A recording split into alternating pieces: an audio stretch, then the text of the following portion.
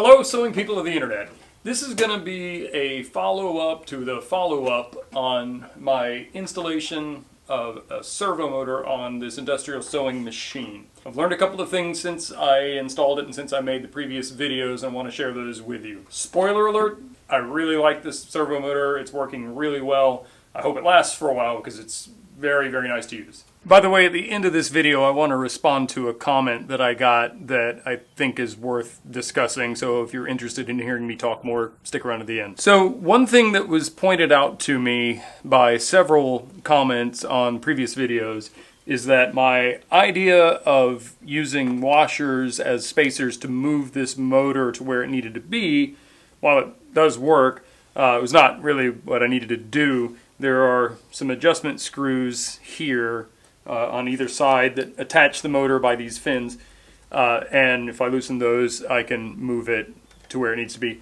I haven't done that yet because I just don't feel like taking it all apart and redoing it. It's working fine with the washers, but as soon as I feel like it, I'll probably take this off and adjust it correctly. Another commenter pointed out a piece of information that I did not know and was very pleased to find out, and that is that this servo motor not only has the ability with this needle positioner or synchronizer to stop needle down, so now it's needle down, but also to, when you step on the back of the pedal, to raise the needle up so you can remove the work. So you actually don't have to even hand wheel it to do that, which I had erroneously said in the previous video. I wasn't exactly sure how to fine-tune the positioning of this synchronizer. I got some great information from a couple of videos by a YouTuber named Al Bain. I'm going to put a link below to one of his videos. If you are interested in these kinds of sewing machines, he has some very informative videos on his channel. It's largely oriented at leather, but even if you don't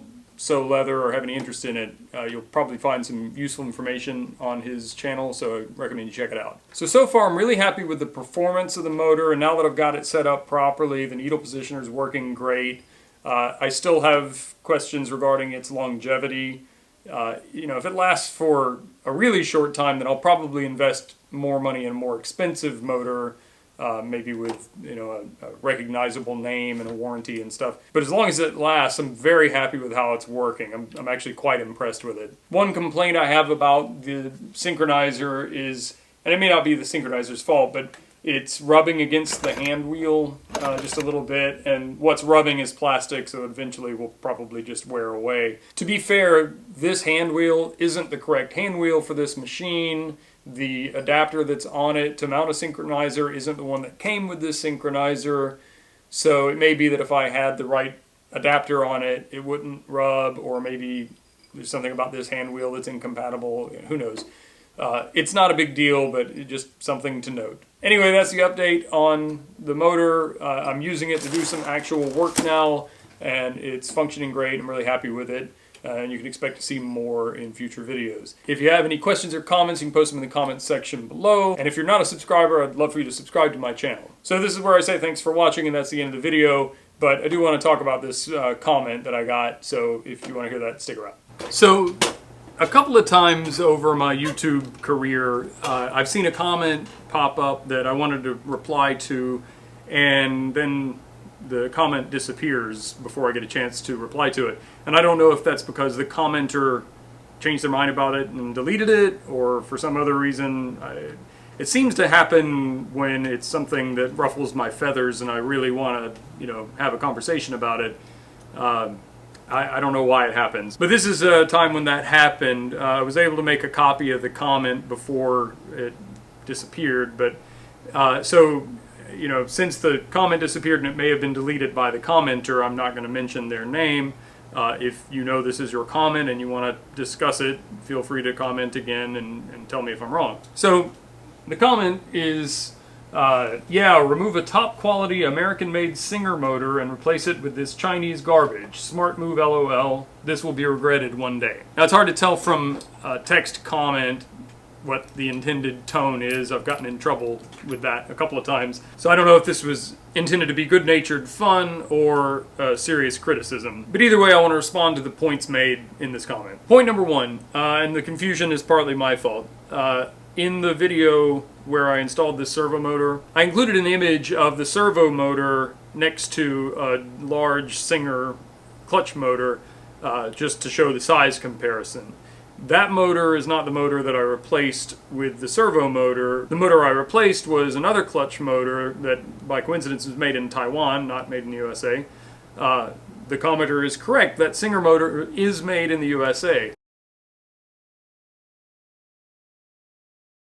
It's also probably going to be scrapped because it's really rusted and really stiff and frozen up, and probably could be brought back to life and is of excellent quality, but I don't know that I have the time or the initiative to get it running again, and frankly I'd rather have another servo motor on the machine that motor is for.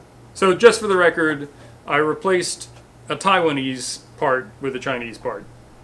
Which brings me to the next part of this comment that got me thinking and made me realize that I've been guilty of this myself, and I maybe need to try to temper it somewhat.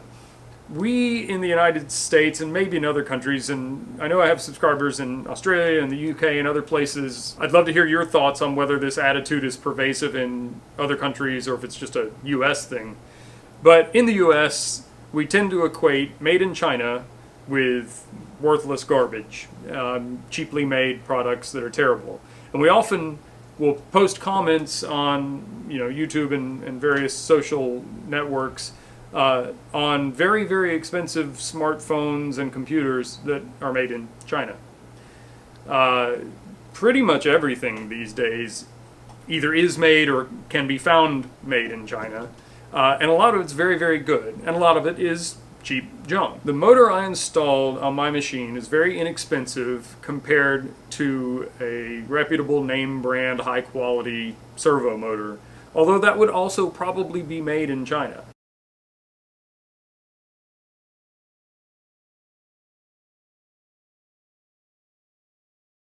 For the record, whenever possible, I prefer to buy products made in the USA when I can, and when they're affordable, and when I need the quality that they may or may not provide.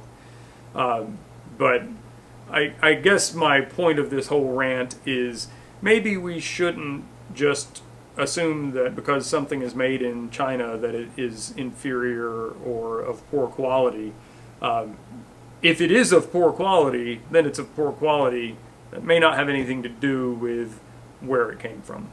As far as the last part of the comment, that this will be regretted one day, I mean, there's a clock ticking. If a month goes by and this thing dies that quickly, then yeah, even then I don't think I would regret it, because then at least I would know, A, I really want to have a servo motor on this machine, and B, don't buy the cheap one. I would learn something from it. So I don't think I'm going to regret having made this purchase, and if it informs you, the viewer, that you do or do not want to make this purchase for yourself, well then it's helpful, so hooray. Anyway, thank you for sticking around for my ranting, and I'll see you in the next video.